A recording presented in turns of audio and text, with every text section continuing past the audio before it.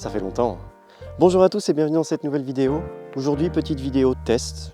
J'ai eu une idée comme ça, un peu nulle. Je me suis dit que je voulais savoir ce que ça faisait de mettre la GoPro Max, donc la 360, sur le DJI FPV. Sachant que le DJI FPV est une brique et que la GoPro Max est aussi une brique. On va essayer de faire voler un parpaing, hein, sans blague. On va voir ce que ça donne. Je vais le mettre en mode 360 et je vais aussi le mettre en mode normal, en mode GoPro. Je crois que c'est du 1440p en 4 tiers. Je doute que ça passe sur Real Steady, donc je vais activer l'Hypersmooth. Puis on va juste comparer comme ça. C'est une petite session d'entraînement avec une grosse GoPro dessus. Je vais installer tout ça et on va voir ce que ça donne. Bon, du coup, je vais mettre les hélices. Donc c'est un beau bébé, hein. C'est déjà un beau bébé de base, mais là on va rigoler. En plus ça fait un petit moment que j'ai pas volé, donc j'ai pas trop eu le temps là ces derniers mois. Je trouve que ça doit faire un bon mois que j'ai pas volé quand même. Donc ça va faire plaisir de se remettre un peu en mode oiseau. Ma pompe à lavement là. Hop. Voilà. Donc on va mettre ça. Hop. On va mettre là. Donc finalement ce sera en 1080p parce que sinon je peux pas activer l'Hypersmooth. Donc je vais quand même le laisser en 1080p et puis on verra ce que ça donne.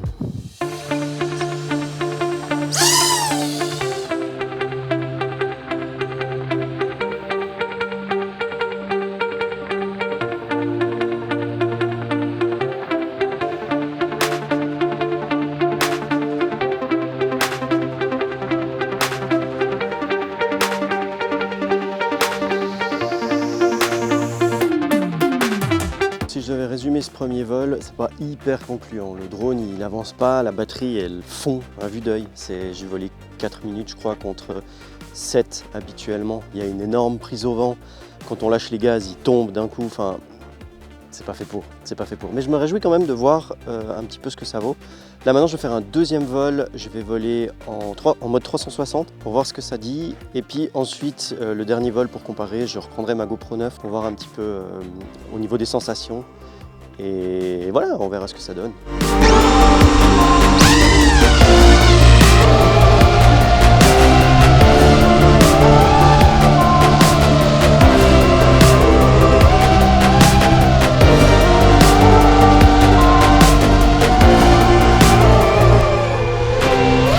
Bah, figurez-vous que là j'étais un petit peu plus fort sur les gaz et en fait je me rends compte que c'est pas si horrible que ça. Là maintenant je vais mettre la GoPro 9 pendant que je suis encore chaud pour comparer pour ma dernière batterie.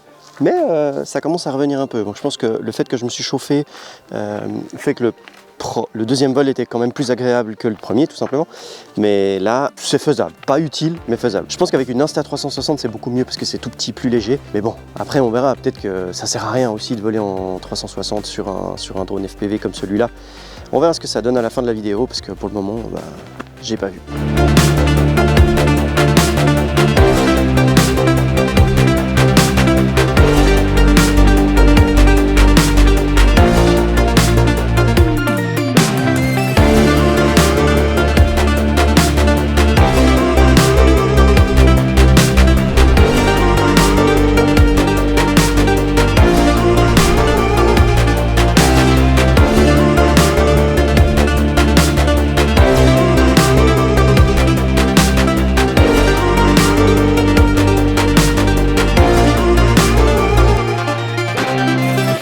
Bon, ce qui devait arriver est arrivé.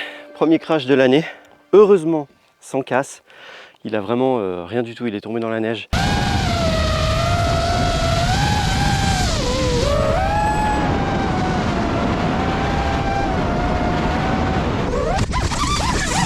J'étais un petit peu trop bas et les pieds là, ils ont frotté la neige et voilà, il a fait une espèce de culbute et puis c'est tout. Mais il va bien, je l'ai refait voler et il fonctionne toujours aussi bien.